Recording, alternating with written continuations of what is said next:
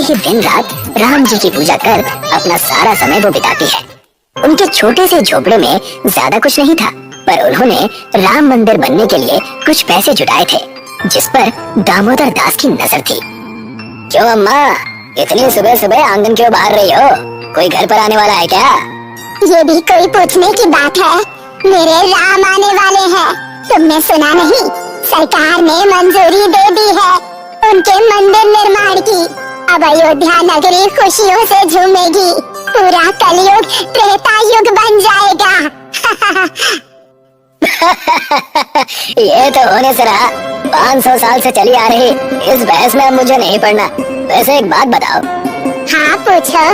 अब मेरे आंगन में आ ही गए हो तो बात भी कर लो मुझसे। इस छोटी सी झोपड़ी में बरसों बिता दिए हैं तुमने। अब तो गांव गांव में सरकार घर बनवा रही है, आपका नाम भी उसकी लिस्ट में है, तो इस झोपड़ी में क्यों रह रही हैं? जब मेरे प्रभु राम को इतने सालों से छत नहीं मिली, मैं भला पक्के घर में रहकर क्या करूंगी? मेरे लिए ये झोपड़ी ही बहुत है। एक बात बोलूं अम्मा जी, बुरा तो नहीं मानोगे?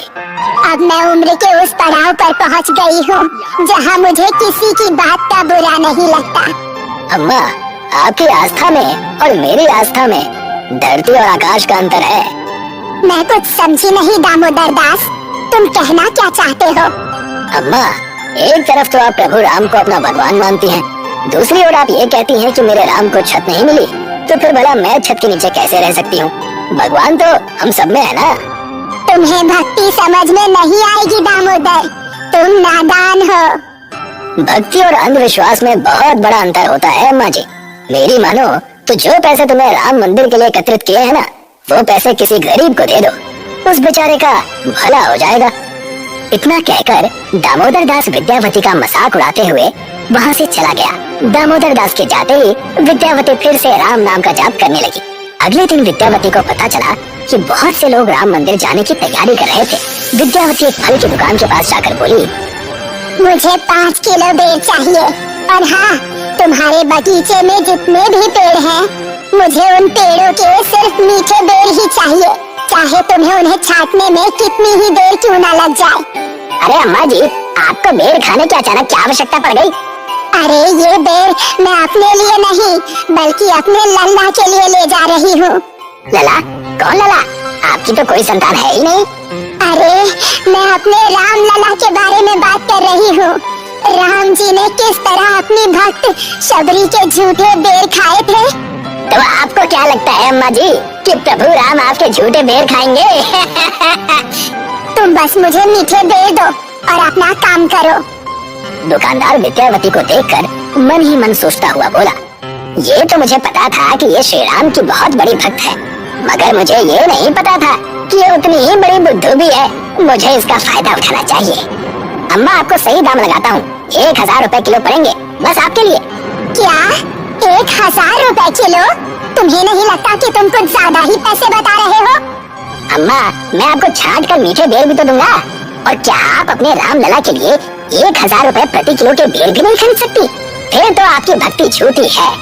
नहीं, मैं अपने राम लला के लिए 1000 तो क्या 10,000 किलो की भी बेर खरीद सकती हूँ। इतना कहकर विद्यावती ने अपने झोले से 10,000 रुपए निकालकर उस दुकानदार को दे दिए। दुकानदार ने मीठे बेर विद्यावती को दे दिए। विद्यावती उन बेरों को लेकर मंदिर की तरफ गई, मगर वो नहीं जानती थी कि उनका पीछा एक बंदर कर रहा था। विद्यावती एक नल के सामने रुककर पानी पीने लगी कि तभी उस बंदर ने उन बेरों को वहाँ से चुरा लिया। अरे मेरे बेर कहाँ है? अब मैं राम लला को चढ़ावे में क्या चढ़ाऊंगी? बड़ी मुश्किल से मैंने 10,000 रुपए के बेर खरीदे थे और वो भी कोई चुरा ले गया। विद्यावती उदास होकर वहीं बैठ गई कि तभी एक पुजारी आकर विद्यावती से बोला, क्या बात है बूढ़ी अम्मा, इस तरह उदास क्यों बैठी हुई है? भगवान के मंदिर के बाहर उदास नहीं बैठते, और अब तो अयोध्या नगरी में बड़ा भव्य मंदिर बन रहा है, हमें वहाँ भी तो जाना है। अब आपको क्या बताऊं पुजारी जी, किस कदर घोर कलयुग आ गया है। मैंने अपने राम लला के लिए कुछ बेर खरीदे थे, एक बंदर उन बेरों को ही चुरा ले गया। अब मैं उन्हें चढ़ावे में क्या चढ़ाऊंगी? चिंता मत करो अम्मा, भगवान चढ़ावे से प्रसन्न नहीं होते, बल्कि वो तो अपने भक्तों की भक्ति देखकर प्रसन्न हो जाते हैं। तुम जाकर भगवान के दर्शन कर। नहीं पुजारी जी, मैंने प्रण लिया है कि जब मेरे राम लला को छत मिलेगी मैं तभी मंदिर के अंदर प्रवेश करूंगी। इतना कहकर विद्यावती उदास मन से वहाँ से चली गई और फिर से अपनी भक्ति में लीन हो गई। कुछ दिनों बाद मंदिर बनाने की प्रक्रिया प्रारंभ हो गई। जैसे जैसे मंदिर बनता जा रहा था विद्यावती अपनी भक्ति में लीन होती जा रही थी। एक दिन की बात है, विद्यावती बाजार में सब्जी खरीद रही थी कि तभी उसने देखा कि दामोदर दास फल वाले से बात कर रहा था। तुमने वाकई उस बूढ़ी औरत को बहुत बुद्धू बनाया है। उस बूढ़ी औरत से जो मैंने 10,000 रुपए कमाए थे उसमें से 5,000 रुपए तो मैंने तुम्हें दे दिए ना। हाँ, लेकिन बताया तो मैंने ही था ना तुम्हें कि वो बूढ़ी औरत राम की भक्ति में इस तरह से पागल हो गई है कि वो कुछ भी करने के लिए तैयार रहती है। तभी वहाँ पर विद्यावती आई और बोली, तुम दोनों को शर्म आनी चाहिए। तुम दोनों के अंदर लज्जा नाम की कोई वस्तु बची भी है या नहीं? एक भगवान की भक्त को तुम दोनों को बुद्धू बनाते हुए दया नहीं आती? देखना, जब मंदिर बनकर तैयार हो जाएगा तब ये कलयुग समाप्त हो जाएगा और तुम्हारे जैसे लालची पापियों का भी अंत हो जाएगा। ओ बूढ़ी अम्मा, मैं तुम्हारी उम्र का लिहाज कर रहा था, लेकिन अब बहुत हो गया। इसके आगे एक शब्द मत बोलना, नहीं तो मुझसे बुरा कोई नहीं होगा। दामोदर दास ने इतना कहा ही था कि वहाँ पर एक सुंदर व्यक्ति आ गया। क्या तुम्हारे माता पिता ने तुम्हें यही संस्कार दिए हैं कि तुम अपनी माँ की उम्र की स्त्री के साथ ऐसा दुर्व्यवहार करो? इससे पहले कि मैं कुछ और कहूँ, तुम दोनों अपना रास्ता नाप लो। उस युवक की आवाज में पता नहीं ऐसा क्या था कि दामोदर दास और दुकानदार डरते हुए वहाँ से भाग गए। आप मेरे साथ आइए अम्मा, मैं आपको घर तक छोड़ देता हूँ। उस युवक ने विद्यावती को घर तक छोड़ दिया। धन्यवाद बेटा, भगवान तुम्हारा भला करे। तुमने गले में प्रभु राम का लॉकेट पहना हुआ है, लगता है तुम भी राम भक्त हो। संयोग से मेरा नाम भी हनुमान ही है। माँ जी, आप चिंता न करें, राम का मंदिर बहुत शीघ्र बन जाएगा। मैं आपको राम के मंदिर के दर्शन के लिए स्वयं ले जाऊंगा। आज से आप मुझे अपना पुत्र ही समझिए। इतना कहकर वो सुंदर युवक वहाँ से चला गया और विद्यावती फिर से राम की भक्ति में लीन हो गई और राम नाम का जाप करने लगी। कुछ दिनों बाद विद्यावती ने टीवी पर खबर सुनी कि राम जी का मंदिर बनकर तैयार हो चुका है और सभी लोग भारी तादाद में रामलला के दर्शन करने मंदिर की ओर प्रस्थान कर रहे हैं।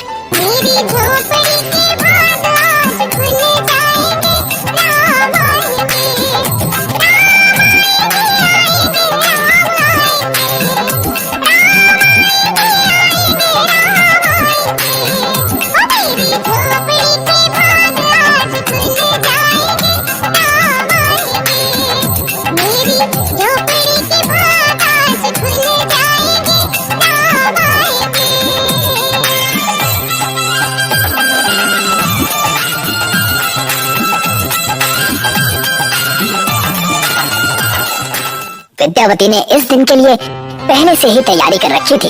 उसने फल पहले ही खरीद रखे थे। विद्यावती अपने घर से बाहर निकलने ही वाली थी कि तभी दामोदर दास कुछ गुंडों के साथ विद्यावती के घर पर आ धमका। दामोदर दास, तुम यहाँ पर क्या कर रहे हो? यहाँ से चले जाओ, मुझे तुम्हारा चेहरा भी नहीं देखना।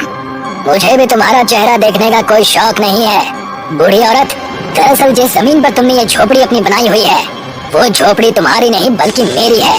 मैं तुम्हारी झोपड़ी को तोड़कर अपना घर बनवाऊंगा। ये तुम कैसी बातें कर रहे हो? मेरी ये जायदाद पुरखों की है।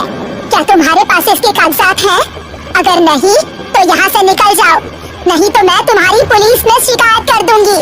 पुलिस में शिकायत तुम जरूर करना और उनसे कहना कि दामोदर दास ने तुम्हारी झोपड़ी को तोड़ दिया है। इतना कहकर दामोदर दास के आदमियों ने झोपड़ी के अंदर तोड़-फोड़ करना शुरू कर दिया। कुछ ही देर में विद्यावती की झोपड़ी मलबे में परिवर्तित हो गई। दामोदर दास हंसते हुए विद्यावती की ओर देखकर बोला, जाओ जाकर अब राम मंदिर में ही रहना। कितनी अजीब बात है ना अम्मा कि तुम्हारे राम लला को छत मिल गई लेकिन तुम्हारी छत तुमसे छीन गई। देखते हैं तुम्हारे राम लला तुम्हें छत दे पाते हैं या नहीं दे पाते हैं। इतना कहकर दामोदर दास वहाँ से चला गया। उसके जाते ही वो सुंदर युवक विद्यावती के पास आ गया। रोइए मत माँ जी, मैं आ गया हूँ ना, सब ठीक हो जाएगा। चलिए मैं आपको रामलला के दर्शन के लिए राम मंदिर लेकर चलता हूँ। अब प्रभु राम ही हम दोनों का मार्ग प्रशस्त करेंगे। तुम नहीं जानते मेरे साथ क्या हुआ। देखो, इन्होंने मेरी झोपड़ी के साथ क्या किया। मेरी छत छीन ली गई। कोई बात नहीं माँ जी, आप अपनी समस्या राम जी से कहना। मुझे विश्वास है कि वो आपकी समस्या का समाधान अवश्य करेंगे। सुंदर युवक विद्यावती को राम मंदिर ले गया। अंदर जाते ही विद्यावती की आंखें वहाँ का प्रसाद देखकर यकीन नहीं कर पाई। उसने देखा कि प्रसाद के रूप में उसके वही बेर रखे हुए थे जो कुछ दिनों पहले चोरी हो गए थे। ये बेर तो वही है जो कुछ दिन पहले चोरी हो गए थे। ये यहाँ कैसे आए और ये सारे बेर झूठे कैसे हो गए? लगता है ये बेर भगवान राम ने स्वयं खाए हैं अम्मा जी। उन्होंने आपकी भक्ति को स्वीकार कर लिया है। तभी विद्यावती ने देखा कि प्रसाद में उसके 10,000 जो उसने उस दुकानदार को दिए थे वो भी रखे हुए थे। अरे ये तो वही 10,000 रुपए हैं जिनसे मैंने राम लला के लिए बेर खरीदे थे। विद्यावती ने इतना कहा ही था कि तभी एक चमत्कार हुआ। देखते ही देखते विद्यावती ने स्वयं को सुंदर पुरुष के साथ मलबा मंजू की झोपड़ी में मौजूद पाया। विद्यावती उस सुंदर युवक की ओर देखकर बोली, तुम कौन हो? विद्यावती ने इतना कहा ही था कि तभी उस सुंदर युवक का रूप एक विशाल वानर में परिवर्तित हो गया। वो कोई और नहीं बल्कि स्वयं हनुमान जी थे। आप तो प्रभु राम के दास श्री हनुमान जी हैं। मैं धन्य हो गई। आपके दर्शन पाकर मुझे ऐसा लग रहा है कि मैं स्वर्ग में हूँ। हाँ माते, मैं ही हूँ श्री राम का दास पवन पुत्र हनुमान। मुझे प्रभु श्री राम ने स्वयं आपके पास भेजा था आपकी सहायता हेतु। भला ये कैसे हो सकता है कि रामलला को छत मिल जाए और आपकी छत सुनी रह जाए। देखते ही देखते विद्यावती की मलबा बन चुकी झोपड़ी एक सुंदर हवेली में परिवर्तित हो गई। प्रभु का ये भी आदेश था कि आपके साथ जिन लोगों ने दुर्व्यवहार किया उन्हें उसके लिए दंडित किया जाए। नहीं, उनकी तरफ से मैं भगवान से क्षमा मांगती हूँ। हनुमान जी वो नादान है, उन्हें क्षमा कर दीजिए। दामोदर दास और वो दुकानदार बाहर ही खड़े थे। झोपड़ी को हवेली में परिवर्तित होता देख वो दोनों अंदर आ गए। अंदर हनुमान जी को देख वो तुरंत उनके चरणों में गिर गए। मुझे क्षमा कर दीजिए, मुझसे बहुत बड़ी भूल हो गई। मुझे भी क्षमा कर दीजिए, मैं ईश्वर को कभी समझ ही नहीं पाया। तुम्हें माते ने क्षमा किया है, अब से तुम दोनों मेरी अम्मा के निकट भी मत आना। अब मेरा जाने का समय हो गया है माते, मुझे दूसरे भक्तों की सहायता करनी है। आप अपना ध्यान रखिएगा। जय श्री राम। जय श्री राम।